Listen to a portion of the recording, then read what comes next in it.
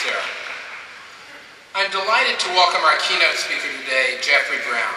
Jeff is the founder, president, and CEO of Brown Superstores. It's a growing 10-store supermarket chain in the Delaware Valley that operates under the ShopRite banner. He is also a good friend of Rutgers-Camden and serves on the School of Business Executive Advisory Board.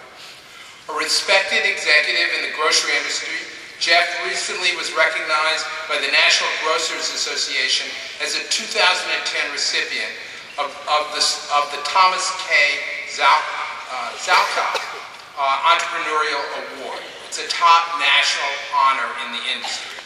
He is also respected for his work in solving the food scarcity crisis challenging so many low-income communities today.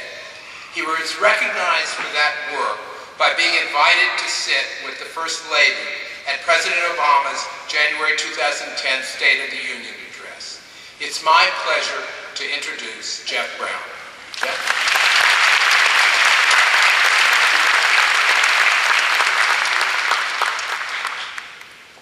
Good morning.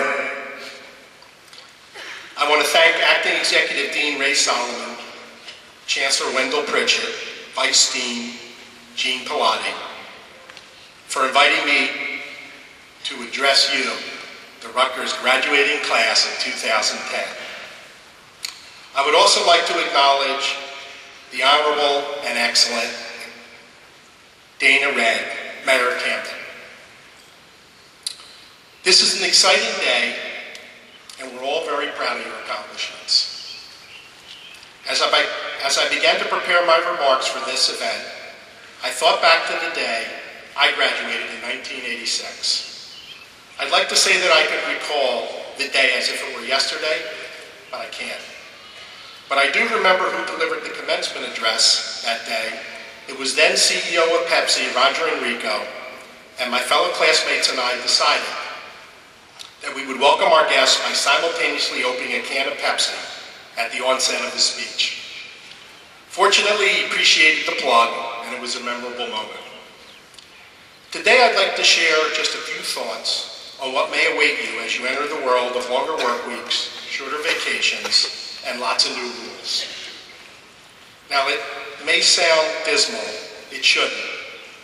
As you enter the workforce, you'll have an opportunity to make a lasting impact on others, no matter what industry or level of the organization you're in.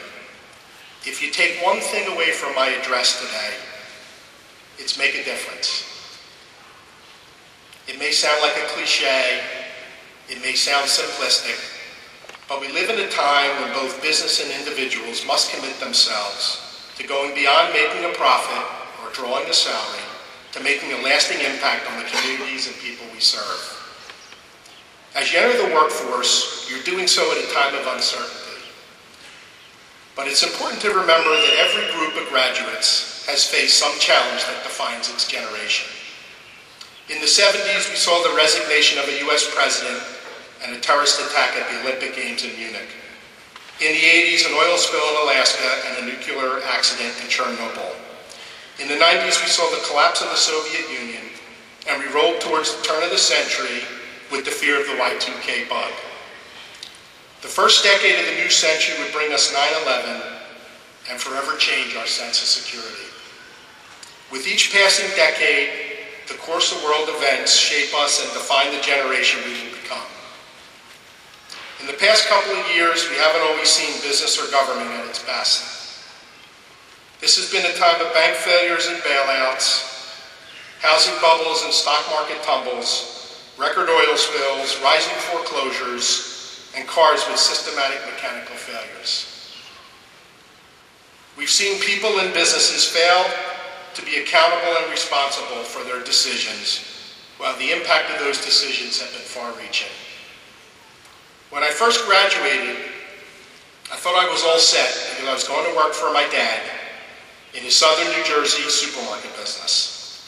I was working in the financial department for 2 years when my job was eliminated as my dad had decided to sell. I was 24, jobless, and planning to marry my girlfriend, Sandy, who did later become my wife. Clearly, I was facing uncertainty. I'm convinced that uncertainty is what's at the heart of innovation. My situation inspired me to take the risk to start my own business. I reached out to the ShopRite organization, eagerly seeking to buy my own store. I would take a year of persistence, but in 1989 they eventually sold me a small but old store, 38,000 square feet in the Roxborough section of Philadelphia. 20 years later, my business has grown to include 10 stores in 2 states, employing 2,100 associates. By most people's definition,